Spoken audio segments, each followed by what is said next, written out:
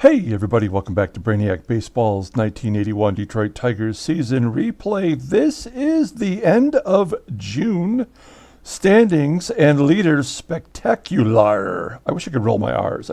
I can't do it though. But if I could, I would have done it just then to show you how impactful the month of June has been for us. We went 17 and 11 in the month of June, and we find ourselves 3 games over 500, and we can't seem to get one game more than that over 500. We're struggling. We took a bad loss earlier today. We lost in the 9th inning. Our bullpen just totally choked on it. And so it was not so good. Here's the standings. Take a look at that real quick. Baltimore on a 4-game losing streak. We could have been within 6.5 games if we had won that game today. And yet we're at 7.5.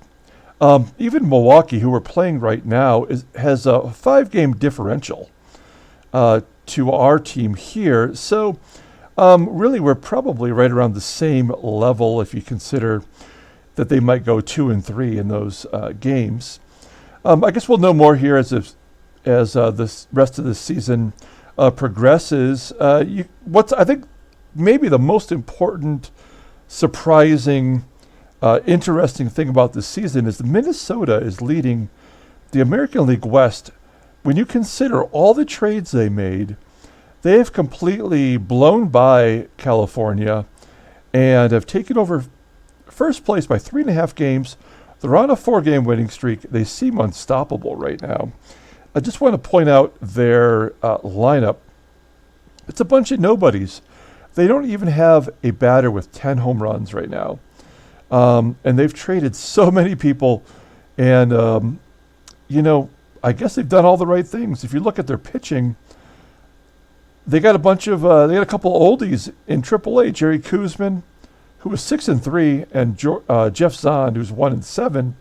Paul Splittorff, who they just signed to a free agent deal before the season started, is at 4-4, and they're all in AAA in place of a bunch of youngsters, and Chuck Rainey, who they got in a deal from Boston. So they look pretty tough right now. I don't know how it's going to play out, but you got to give Minnesota some props for making all those deals and then going right to the top of the American League West. Taking a look at the National League, St. Louis has a 4-game lead over Montreal.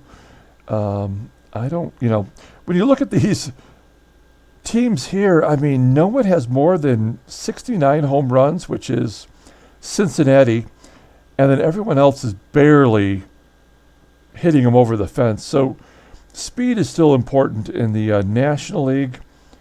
And then Houston, 2.5-game lead over Cincinnati, who is the only powerhouse in the National League. So just pointing that out. Los Angeles also plummeting.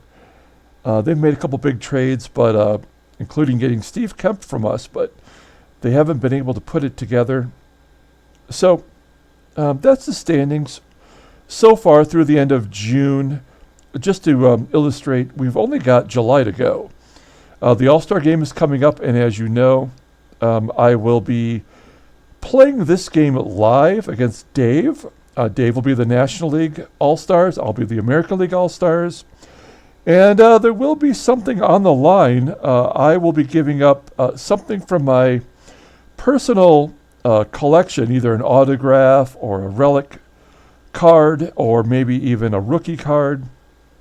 And I know Dave is a Chicago White Sox fan, so maybe there'll be some Chicago ties in that deal if he were to beat me. So we have one more game against the Brew Crew. We have a day off, a 4-game series against the Angels, and then we got a bunch of time off here before we get to the All-Star game. So what I'm predicting is somewhere in the middle of next week, we'll have the All-Star game, and it'll probably fall around 8 o'clock Eastern time, maybe 5 o'clock around my time. So we'll make it work one way or another. It'll be a lot of fun. It'll be live. Everyone can jump in on the chat room and yell at me for making bad decisions. And then after the All-Star game, it's basically all road games until the end, where we play the Rangers in a 4-game series, and then we finish against the first place, as of now, Red Sox. So, okay, let's take a look at the leaders. There is some really fascinating stuff here. That I want to come back to, actually. Sorry, my bad. Here we go. Look at the batting average leaders. Paul Molitor, who we are currently playing against, he just had the game-winning RBI in today's game. He's batting .355. That's pretty remarkable when you consider the rest of the top 10. Trammell in there at .314. I think Kirk Gibson just fell below 300. But you got Boggs, you got Romberg, you got Cecil Cooper, who we're playing against right now. Odie Davis. What about Odie Davis at Texas? This guy in the second season, looking pretty solid. .322, batted .330 and 88 at-bats. I don't know much about him in his career, but he looks like he's a real playa. Ron LaFleur, of course, former Detroit Tiger, and Wayne Krejcicki, who just beats us up so bad. All right, let's take a look at. We're going to bust through the offensive statistics. Trammell leading the American League in at bats. Sweet Lou's right there as well. Doubles. Wade Boggs of Boston, 6 up on Krejcicki. Take a look at some of the other doubles leaders there. There you go. Grounding into double plays. I mentioned it in today's game earlier. Lance Parrish has 17. I noticed that when I was jumping through. Steve Garvey hits into a lot of double plays as well. Extra base hits. No Tigers on that list. Ron Hassey has 35 extra base hits. The catcher for the Yankees, 18 doubles, 17 homers, and 35 totals. So kind of impressive. Taking a look here, Joe LaFave, Dave Stapleton, George Orta. Some very random names. Now this we'll go through quickly. Fielding average. This is how bad we are. Lance Parrish, 10th in the American League in fielding average. Ron Hassey, looking good. Probably the all-star catcher at this point. First base, Cecil Cooper. We had Jason Thompson, right? But we traded him to Boston. He's not even on the top 10, and he was the Gold Glove winner in 1980. At second base, Sweet Lou, falling right in the middle, number 5. Solid. Third base, we've been jumping around between Brookins and Wayne Gross we had earlier this year, and then we've even had Mickey Hatcher. But Tom Brookins, not even close to being on the list. I think he's around 920. Pretty horrible. Alan Trammell, not even in the top 10 for fielding percentage. That is just absolutely pathetic. Unreliable, but his defensive WAR is over 1, so we got to give him that much. In left field, we had Steve Kemp earlier, and that's why we don't have anyone representing because he's on the Dodgers now. But I don't think anyone's going to beat Jim Rice unless he chokes it here in the last month. Center field, we got Ricky Henderson leading the American League in outfield assists, but right there in the middle of the pack in center field. And right field is Gary Hancock, always steady defensively. Never going to win a Gold Glove, but you can count on him to at least show up and play good defense. Hits in the American League, look at this. Alan Trammell, 101. Most hits in the American League, and he's most likely going to be our team MVP now that Jason Thompson is totally out of the picture. Hit bad or hit by pitch? Who's been hit by pitch the most? Oh, we got a couple Tigers in there, but Dave Engel of Minnesota took it in the ear hole earlier this season. He's got 5. Home runs, well, we're right here. I mean, you can see JT hasn't hit a home run since going to Boston. Trammell in the mix. Kevin Mitchell at 15. I mean, we're essentially just past the halfway point in a regular major league season. So you got to double this up. You can, and if that were to hold true, Thompson would fall just short of 40, which is pretty normal for this era. Someone's going to get hot, I would imagine, even though there's only 27 games to go for the Tigers in this strike-shortened season. Intentional walks, Wade Boggs has the most, and Mark Wagner, what? Our number 9 hitter? They're like, that guy, he looks tough. 3 intentional walks in the season. Can't explain it. Shooty Babbitt right there too. Okay, intentional walks. So we passed that. On base percentage, Gibby, he's walking. He's getting on base. And like I said, his batting average right around 300. Wayne Krenchicki up by quite a bit. Who would have thunk it? Outfield assists. There we go. Ricky Henderson has 9. Clint Hurdle just got traded from Kansas City to Boston. He has 8.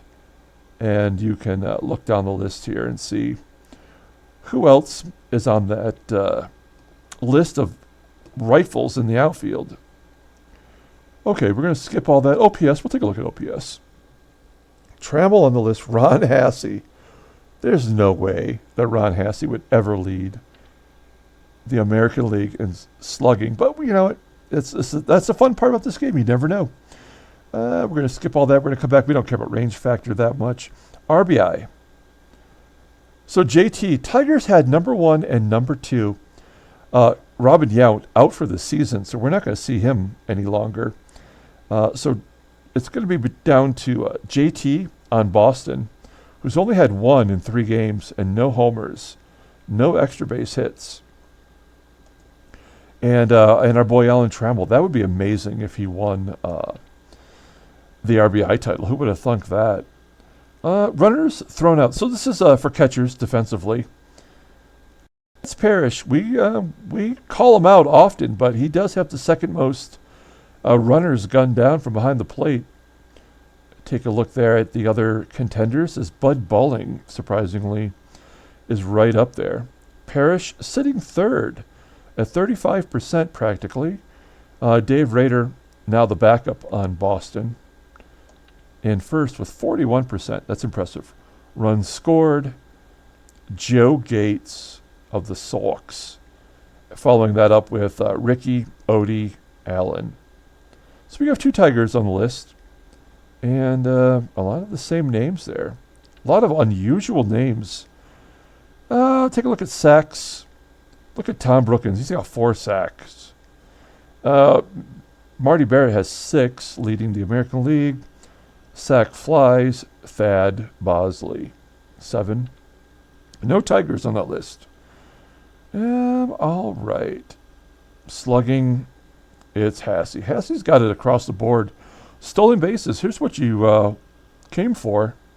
Kim Allen, he led the American League with 80 in 1980. He has 45 here. Ricky is second, tied with Rusty. Willie Wilson, Kevin Romberg, Joe Gates, Marshall Edwards. He had 2 in today's game earlier against Detroit. Julio, Ron LaFleur, and Joe Simpson. There's your stolen base leaders. Total bases, it's Trammell by 12. 3 home runs. He's up by 3 home runs. You can look at it that way if you want. Trips, we got Willie Randolph, Odie. Lynn Jones, former Detroit Tigers, got 6 triples. Sweet Lou has 4. Walks, Ricky on there with 42. Glenn Borgman, 47 walks, leading the American League. 4 Baltimore players on there walking. That's probably why they're at the top of the American League East. They're getting on base, and people are clutch. Okay, so that's going to do it for the American League batters. Let's take a look at the pitchers. Earned run average leader, got El Presidente, 2.51 ERA, pretty sharp. Louisiana Lightning, got Teddy, who just we got to Teddy today. We put up 4 runs on him before they pulled him, and the bullpen came back. We got Jim Clancy coming into his own, Jim Palmer, Mike Norris, and then there's Rosie, looking good at 8-3. Mark Langston, Dave Stieb, and Floyd Bannister. So the expansion teams, Toronto and Seattle, have a couple good starting pitchers to hopefully they can hold on to and start rising up the ranks. Let's take a look at complete games for pitchers. You got Floyd and Dave Stieb with 7, Randy Jones with 6 for Baltimore. Let's see, nothing else here. We already looked at ERA. Let's take a look at games pitched. Bert Roberge of the Sox has 36. Underwood, Everyday Underwood, has 34. And Cappy, who we just brought back, sitting at 30. And you can see a bunch of other closers in the hunt there for first.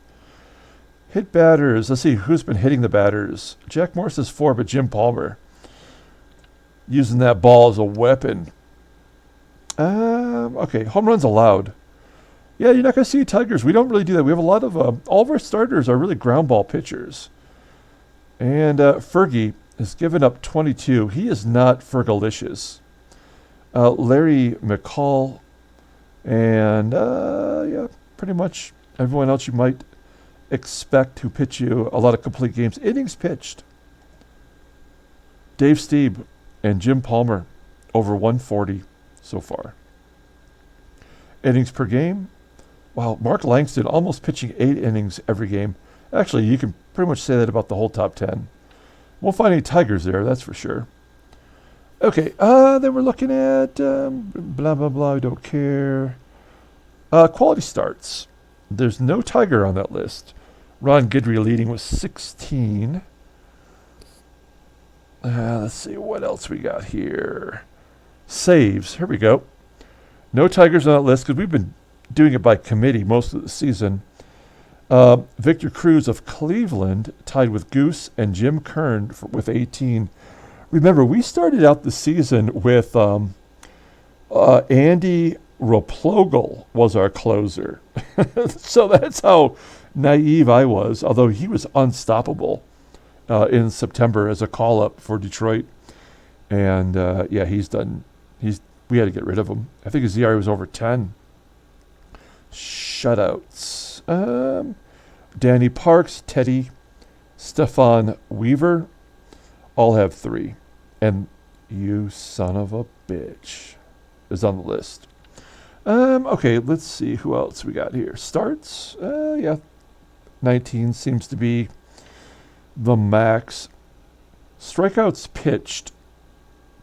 No Tiger on that list. Floyd Bannister leading the American League with John Matlack. Teddy Higuera, he got 8 against us today. Clancy Guidry, all the strikeout pitchers, including that son of a bitch. Ken Kravick, Busby, Dave Stieb. Walks per 9. Dave Rozema, right there among the leaders. Floyd Bannister leading the American League in strikeouts and the least amount of walks per 9. That is a Cy Young candidate. And we've already seen the wins over here, but Palmer and El Presidente, Denny Martinez, leading the American League teammates at 12. Guidry with 11. Tudor at 10. Floyd, Doug Rao. Teddy, Tom, Ed Figueroa, amazingly, and Rick Langford with 9 wins. So there's the American League. We're just going to flip it over to the National League. We don't need to go through all of this, but I think people want to know.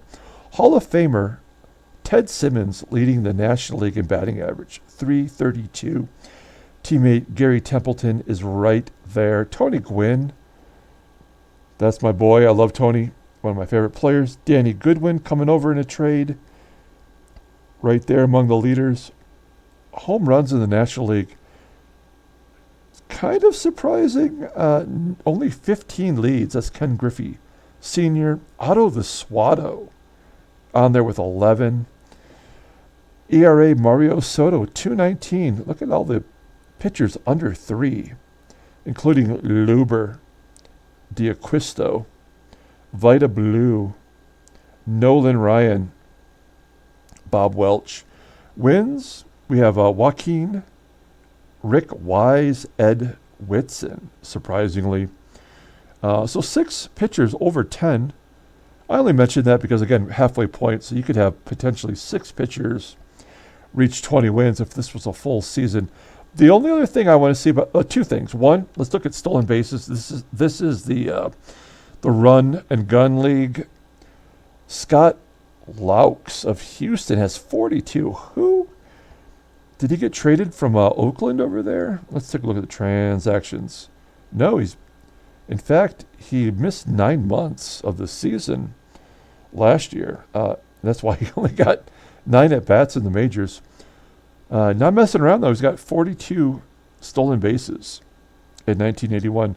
Gary Redus, Gene Richards, Bill North, LaRue, Washington, Brett Butler, Albert Hall, Bob Denier, Jerry Remy, Jack Mercanti. Those are all people at one point that were in the top in stolen bases, other than Scott Lukes. I don't remember him at all. Okay, let's look at saves, and then we're going to be done for the day here. Here we go. Saves. Terry Forster of the Dodgers has 16. Gary Lucas. And, well, you can see here with your own eyes that a lot of the names that we are come familiar with here, Bedrock, Suter, Jeff Reardon, Jay Howell, Dave Smith from Houston, Tug McGraw. So, all right. At any rate, that's going to do it for today. Thank you for following along, like and or subscribe. I hope this was entertaining. I know everyone likes to kind of see where we're at in the season at the end of the month, and we're almost done with 1981. One more home game. We got 4 against the Angels, and then we got that All-Star game, which is going to be live. Be there or be square. And that's going to do it. So we'll be back tomorrow with the next game against the Brew Crew. Until then, everyone, have a great night.